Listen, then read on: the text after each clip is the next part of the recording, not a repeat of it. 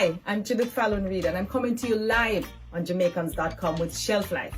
Remember to like this page, share it with as many friends as you can, and tell us what you think by dropping a line in the comment section below.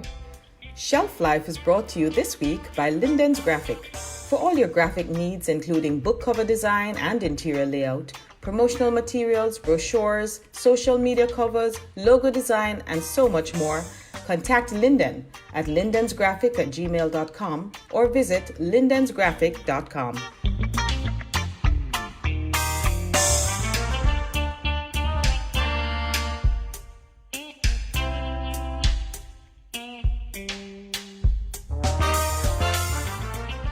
Today on Shelf Life, we're going to learn how water walk go pumpkin belly. We're going to learn about Brother Nancy and Brother Takuma, and all with Dr. Dawn Lemonius, the writer of Me Have Sinting to Tell You, our story, the Jamaican story. Dawn is a maths teacher and social studies teacher and West Indian history teacher by profession in her earlier years. Now she's an author, she's a trainer of culture and has been for many, many years with TPDCO for the Jamaica Tourist Board, and she does a lot of consulting in the area of tourism. Today, she's a consultant, a human resources consultant, training and development consultant, both locally and internationally. She is an approved training partner in the Team Jamaica program for the Tourism Product Development Company. And so she's perfectly suited to tell us about our culture. Ladies and gentlemen, Dr. Dawn Lemonius. Dawn, it is so good to have you on Shelf Life today. And your book, wow, you know, that book teach me some stuff, and I used to teach culture for TPDCO. Me have Sinting to tell you our story, the Jamaican story. Welcome to Shelf Life. Thank you so much. It's such a pleasure being with you this morning. Yes, it is. It really, really is. Now, before we even get into the book, let's talk about you, Dawn. Your passion for culture, your passion that has led you to write this book. And what I found interesting about the book is that unlike a lot of the others where it just touched the surface, you really, really go deep down. It's like a real study of our culture in a very fun way.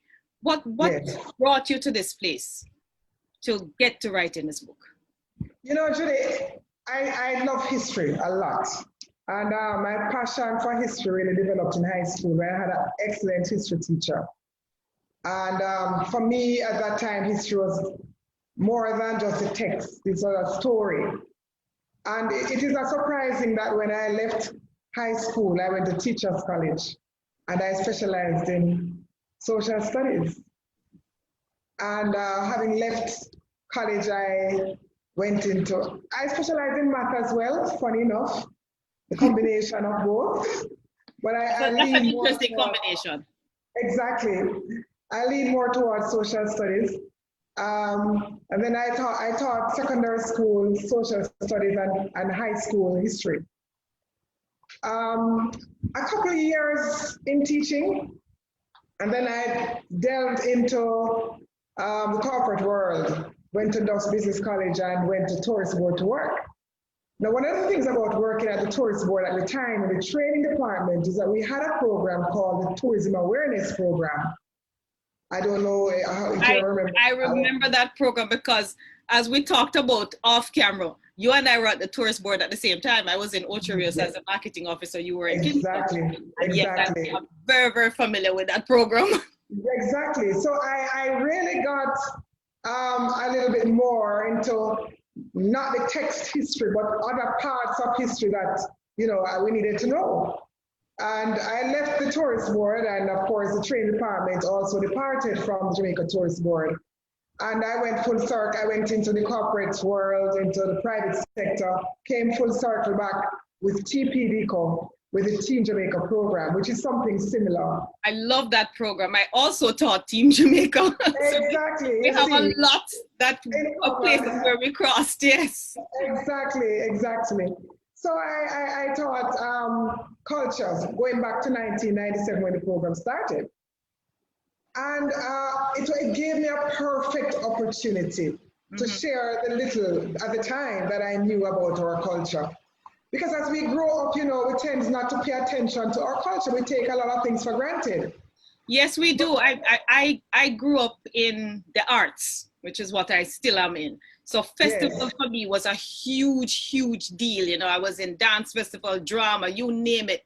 I was in festival. And so yes, culture is something that I realize that a lot of us just we only see it at festival time and Christmas exactly. time, and we forget about it for the rest of the year. Perfect. That is true. And the thing about it is also that when you grow up, because of the thrust to speak standard English, you know, we certainly it is not encouraged or tolerated to speak in the dialect, for example, or things that you see people do, you say, oh, that's them, you know. But the more I taught culture, more I shared culture across Jamaica, Mhm. many different places, the more I appreciated our culture. Yes, you really, really learn to love it when you have to teach it. Exactly. Because one of the things that happens with that is that you don't only impart what you know, but you learn as well from your participants. It's amazing the amount that you learn. I remember teaching up in Mavis Bank one time doing a culture class up there. And as much as I taught them was as much as they taught me. It was the Exactly. best Perfect. rundown I ever eat was in Mavis Bank. Exactly. It is amazing. And so moving around Jamaica and sharing and learning, then I had a lot of things going on in my mind. And over so this is what brought me into here. I also, when I left the Jamaica Tourist Board, I went into HR. So for years, I have been an HR manager, HR consultant, training officer at TPDCO because having gone to TPDCO as an external trainer in the Team Jamaica program, I joined the staff there later on. Mhm. And I'm not full-time there now, but I'm still associated with them because I'm an approved training partner. Right, so you're still doing training for TPDCO. Yes, I'm still doing the training, still sharing. Just And sharing. yes, Let me so, ask you a question though. Let me just stop you right there for one quick second because I have embraced Patois as my first language. I don't care how nobody wants to tell me that it is not a language, it don't have structure. I've heard it all, but I have embraced it as my first language. Now, like you, I grew up in that era where you weren't encouraged to speak Patois, and make matters worse, I grew up in Mandeville before I was 10 years old. And in Mandeville, we yes, had a lot of expatriates, so talking Patois was yes, not the done thing. And no. for me, it is a pleasure to speak in my own tongue. How do you feel about Patois now at this stage of life, having lived the same kind of life I lived and having grown up the same way? How do you feel about it now? I'm so comfortable with it because when the time comes for me to speak English, I do. Mm-hmm. And one of the things about my communication, especially when I'm training, and participants will always tell you, I always find a way to drop a proverb in, no matter what I'm training in. That's So true. whether it's a patois or a proverb, I always find a way to utilize that part of the culture. Like you, I did not grow up in Mandeville. I grew up in Ulster Spring in Trelawney. But my mom was a teacher. So, Ooh. yes. Yes. So it certainly was not tolerated to be speaking anything else but the English language. So when I left home and I, moved around, then I got more comfortable with the pattern. And here we go. So Did Miss Lou influence you? Because she certainly influenced me to embrace and love it. I used to do a lot of Miss Lou poems. Did she influence you? yes, she did influence me. And Oliver Samuels as well, because I Yes, realized yes. how quickly they speak the standard English, how quickly they get into the dialect and they get back out of it. It's amazing. Yes, yes, and it's I'm so like fun. them. They have inspired me to be like, to try my best. That's good. So let's talk about the book now, because I'm going to ask you to read one of the Anansi stories you have in the book. The book is a mix of proverbs and sayings and history and puzzles and Anansi's story and just a little bit of everything. But I'm amazed at the depth to which you have taken the reader, because you read a lot of these speak patois, chat patois books or Jamaican history books, which are meant for tourists, really. Yes. And they have a few little phrases, wagwan and, you know, no problem, mon. I know I don't say mon, I say man, but for some We reason certainly don't. they keep writing mon. But the depth to which you have taken this book, who is your audience? Because a lot of those books are written for tourists. Yes, if tourists read it, it's fine for me, but I wrote it for my own people. And I tell you why I wrote it for Jamaicans. Over the 23 years that I've been delivering this culture, I have found that there are so many of us who know so little about ourselves. Why we say what we say, or why we do what we do, or how the language, the patois is structured. And it is the trainer in me and the teacher in me. I think it came out in the book that I'm trying to educate while entertain, because that's my style of training as well. Edutainment. Yes, entertainment. I love to have fun in training. Games and laughter and dancing and singing and all that kind of thing. And so I wrote it for my own Jamaican people to rekindle the love for our culture, to open our eyes to what we have. People are paying thousands of dollars for persons to imitate the Jamaican accent. Isn't that something? We have the patois and we're behaving as if we are ashamed of it. I know, it's so amazing to me, the amount of money. And what galls me about that, though, is that there are so many Jamaican actors. But I do understand that if you're not a SAG actor, you won't be able to get some of those roles. And so, Exactly. you know, that's why sometimes they use actors that are not Jamaican to portray these Jamaican roles. But our Jamaican actors are really getting in there now and making themselves known. And I love that. I absolutely love that. Because everything you watch, I watch a lot of Australian programs and programs from New Zealand and other parts of, even a Swedish program. And everywhere you turn, they have reggae music, and they're I won't say appropriating. I don't like that term, because I feel that cultures are out there, and if we love it, we would be able to at least represent it somehow. But yes, I find that our culture is everywhere, and we really need to love it. What has the response to the book been like? Very good. And you know what? Because the book is available on Amazon, I find that the people in the diaspora are buying it a lot more because it's not available here yet. So I'm trying to get some in. But the feedback has been great. And I tell you what, Jamaicans who have left here for a while, or those who are growing up, the American children, right? The American-born children, the Canadian-born children, wherever they are born outside of Jamaica, I find that the parents value this book a lot because it helps them know to connect. Yeah. A friend of mine sent me some voice notes with her daughters who have spent so many years of their early childhood. They left here very young and grew up overseas, and they're trying to read one of their Nancy stories. It was hilarious. And that's always fun.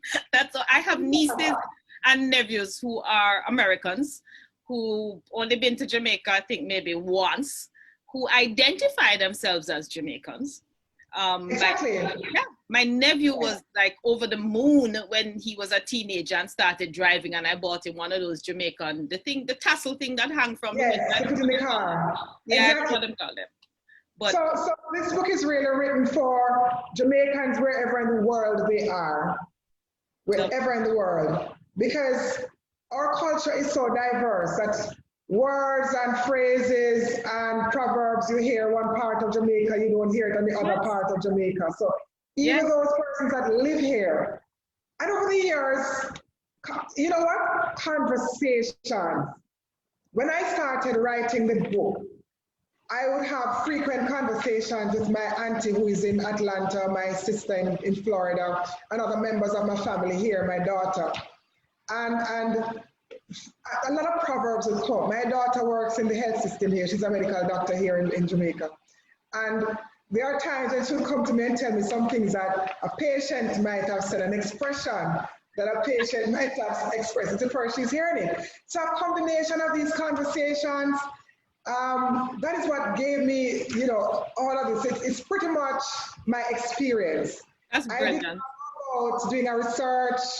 I did not go about asking people to give me proverbs. Right. It's much that inner circle. It just came to you. Yes, it's something that we do every day in our conversations. You know? I tell you that it's interesting how the Jamaican patois is different from place to place. Many, many years ago in another lifetime, I used to work with the Hatfield Cultural Group. And when I first started working with them, I was the PR and MC, PR person and MC. Yes. There was a bunch of them who would sit in the back of the bus, like when we're going to a performance. And half the time I had no idea what they were saying. Exactly. Because they come from Westmoreland and they have some words that we never use in a Mandeville, we don't use in a Mobay, we don't use in Kingston. And I couldn't figure out what they were saying. And one of those words I'll never forget was poop out. Okay, that's me. Like, after the conversation went on for quite some time, I realized the word meant hand me downs. Oh, so no, I know it another way. What do you know it as? Pupina. What's that? Pupina. I know Pupina too. No, I know Pupina too. I know Pupina too. So it's very, very interesting. You have your book with you, right? I want to ask you to read me an Anansi story, because the Anansi story you're going to read today is one I haven't heard before. Okay. I'm going to invite my audience to enjoy this little Anansi story. This Anansi story explains why once uncle have one teeth. Once upon a time, Brother Anansi promised Brother Was to make him bite him head. Well, a long time Brother Anansi did give Brother Was the promise. So Brother Was thinks it's high time if I bite him. One day, Brother Anansi go to post office and see Brother Was. Brother Was promptly remind Brother Anansi about the promise in the game. So Brother Anansi said, all right, Brother Was, I'll give you a bite in my head, so you can come to my yard later. You hear? Brother Was glad to hear that, man, and tell Brother Anansi say, he might come to my yard later. So later in the day, Brother Anansi see me come to my yard. I come to my yard later. So later in the day, Brother Anansi go Brother Was, go Brother Anansi yard, man. Knock on the door. Brother Anansi hear the knocking, but he pretends to not hear. Brother Was knock again and call out, Brother Anansi, and me, Brother Was. Me come to get the bite off of your head. Brother Anansi still no answer. Brother Was knock again, louder, and call out, Brother Anansi, and me, Brother Was. Me come to get the bite off of your head where you did promise me.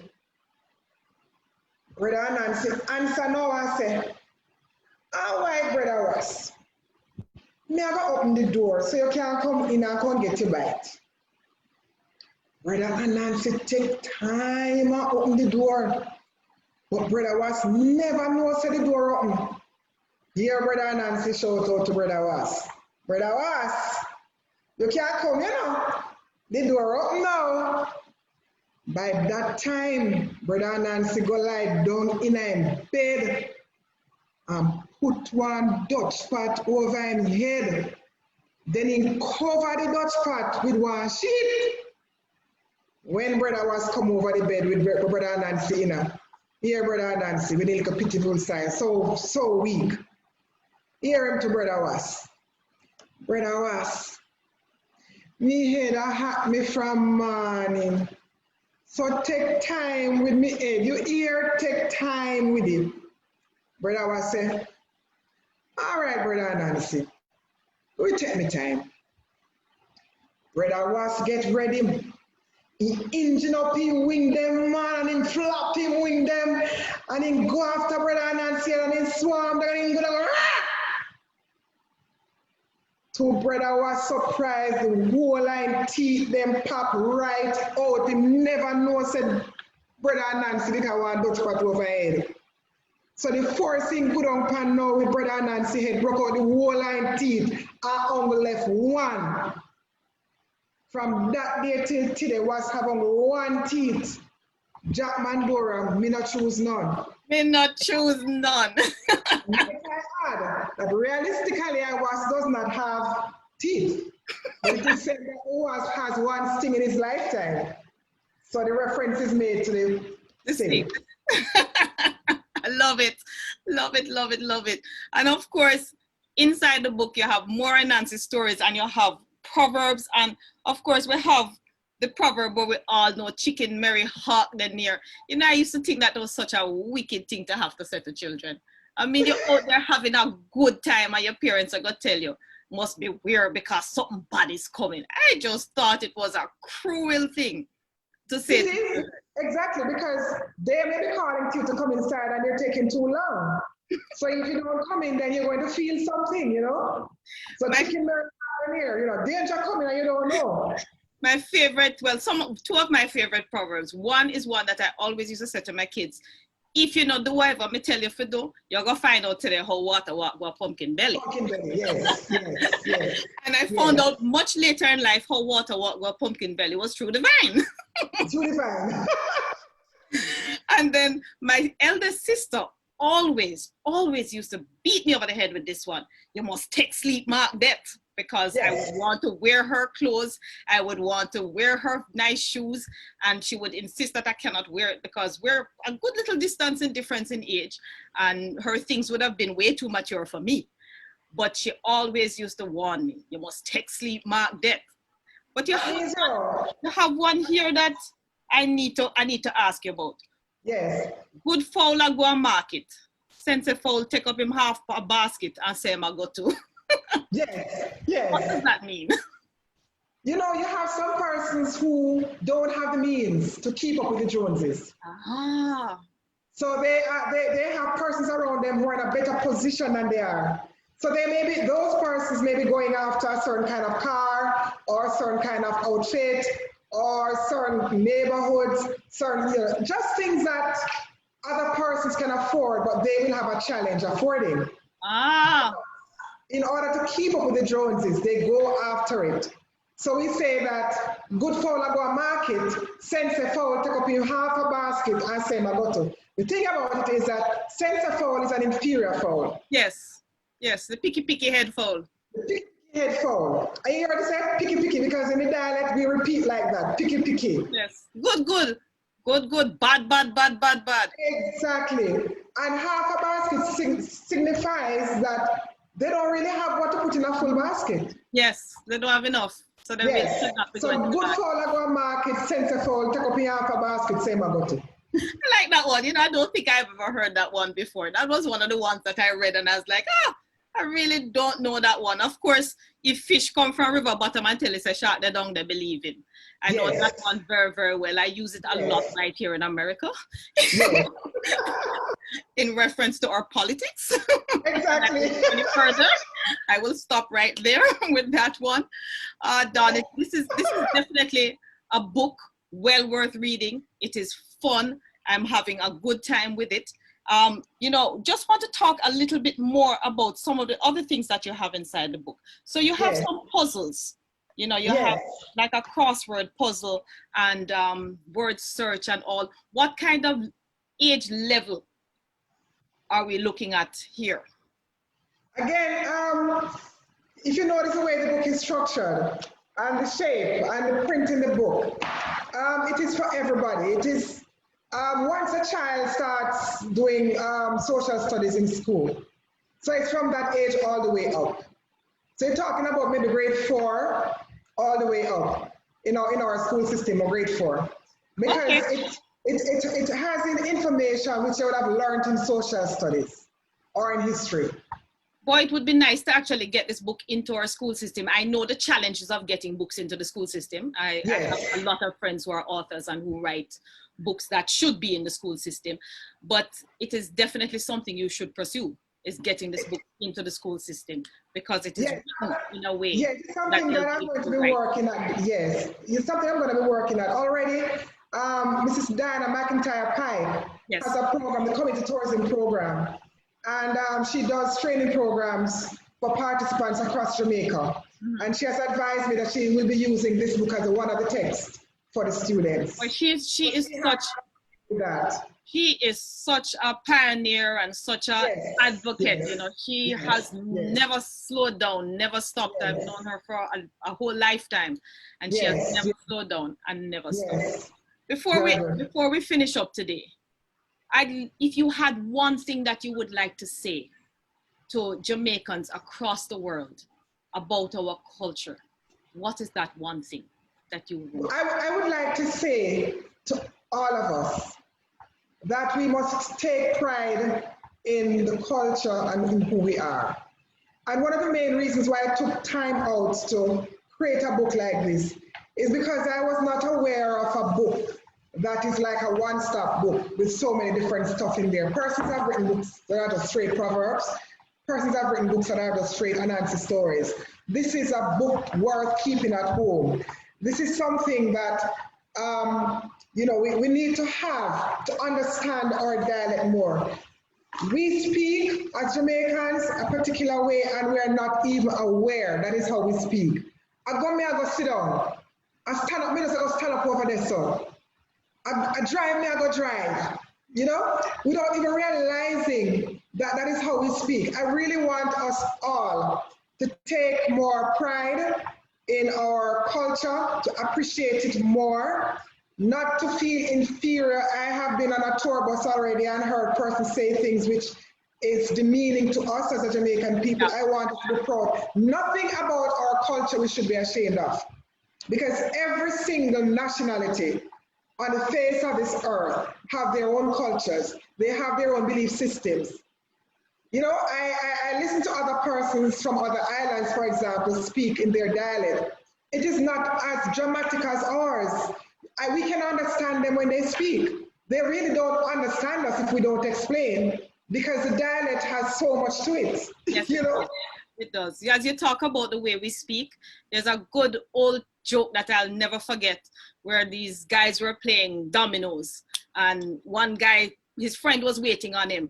Friend come on him say, "Man, what, you know, ready?" The guy look up and say, "Ready, ready, ready?" He said, "No, exactly. man, I'm come see if you're ready."